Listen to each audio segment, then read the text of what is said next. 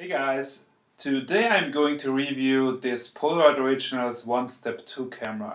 So the OneStep 2 makes Polaroid pictures in the original format. So you have this white frame, you have a square picture, so it's really iconic. So what's about the Polaroid OneStep 2? The camera takes the Polaroid original film. You can either use Color 600 film or the I-type film. And the difference between the color film and the I-type film is that the one does have a battery and the other one doesn't. And that's one of the cool things about the OneStep 2, that it does not need a battery that's built in the film pack. So before, all the old vintage Polaroid cameras, they needed a battery that came with the film pack, and that also made the film more expensive. So that's one good news. You can use I-type film, does not have a battery. The battery is in the camera. You can charge it with an USB port on the back of the camera. Good thing, like I said, the film without the battery is cheaper. It's 16 euros, around 16 euros in Europe and $16 in the US, and it's the normal film is 19 euros or $19. So it's quite a difference. It's about $2 a picture now. The camera comes with a built-in flash. You have shutter button, you have exposure corrector, you have plus and -1, so not that many options here. You do have some LEDs that will show you how many pictures you have in the camera, so that's pretty cool. Film comes with 8 pictures, so you have 8 lights, and one light turns off when you use the picture. And if you don't have any lights on, camera is empty. You do have an on-off switch on the camera here. Basically you turn it on, then you can use it, you turn it off, then you can't use it. With the old vintage Polaroid cameras, it was like you just open it and it was on all the time. So that is different. I sometimes had a problem trying to take a picture and it's like, oh, something's wrong. But actually I just forgot to turn it on. So you have to get used to that a little bit. If you use the shutter button, camera will take a picture and it will automatically take a picture with flash. So that's also something you'd have to get used to. I get to that a little bit later, when and how to use the flash with this kind of camera, but they do suggest to use it for all the pictures. If you don't want to use the flash, which can be like if you're outdoors, the weather's nice and you really don't want to have flash, then you have to press a button on the back of the camera at the same time with the shutter button. So you take a picture and press both at the same time. Yeah, so like I said, you have exposure correction plus -1. You do have a self timer, so if you want to take a picture of you and someone else, you have self timer. You have a tripod hole here, so you can use it on a tripod. And yeah, I think this is the main functions of the camera. It's really simple, it's an easy build, and I will now tell you how I like shooting with it. So the camera is really easy to use. That's on the plus. It's small, it's light, it comes with a strap, and like I said, you have a built-in flash. What I had trouble with is a few things. The viewfinder, it's not an SLR camera. So you look to the viewfinder, but the actual camera will take the picture over here where the lens is. So we do have a parallax. And with the viewfinder, it's kind of hard looking through it and really framing the picture. So in my early pictures, you will see I had quite the parallax error. So this will need some adjustments so you get used to that.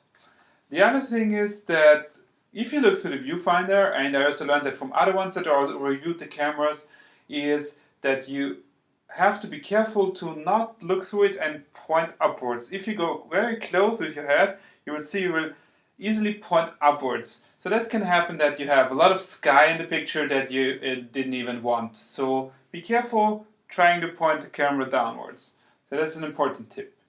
Also, if you do that, then it will mess with your exposure, because if you do that, a lot of times the camera, it can happen that it will expose on the sky, and then the exposure will probably be not what you... So exposure was the big thing too. The new Polaroid Originals color film, it is very contrast heavy, and it looks like the camera underexposes a lot of pictures.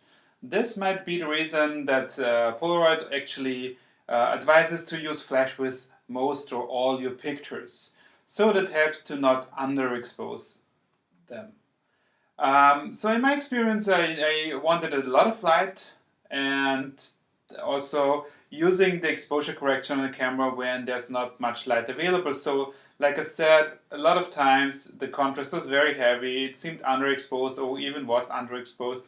So I suggest try using the plus on the camera for exposure corrector. Also try using the flash in situations where you think that the picture might underexpose. If there's not a lot of light available, go for the flash just in case to be sure. So I'm still trying to get the hang of it, how what times I want to exposure correct and use the flash. And I think it needs it's a learning curve. It needs something to get used to. But yeah, I think we're going to come to the conclusion now, and I'll tell you what I like about the camera and what I maybe don't like about it. Let's start with what I don't like about the camera.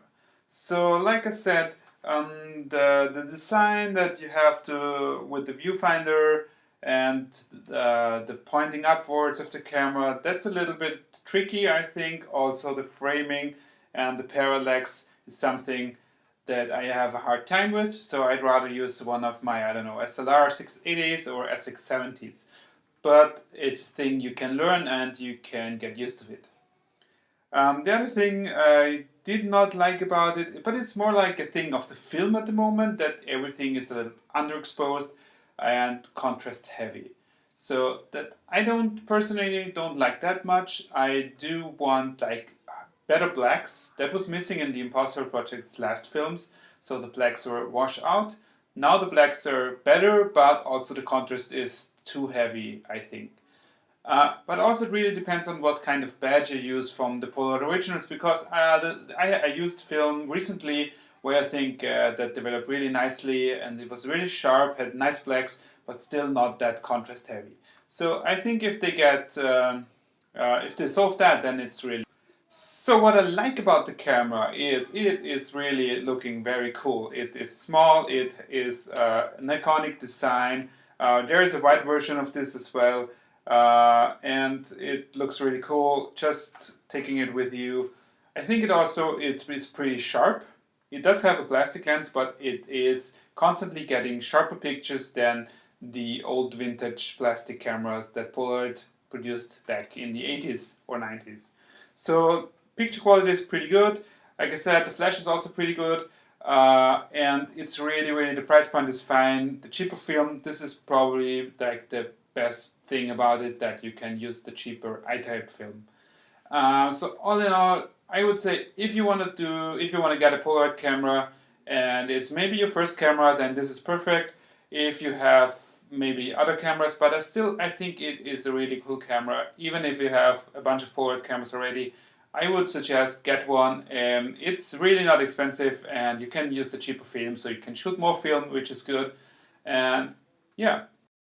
If you have any questions about the camera, about the Polaroid Originals film, or anything instant film related, please leave them in the comments and I will get back to you and try to help you as good as I can.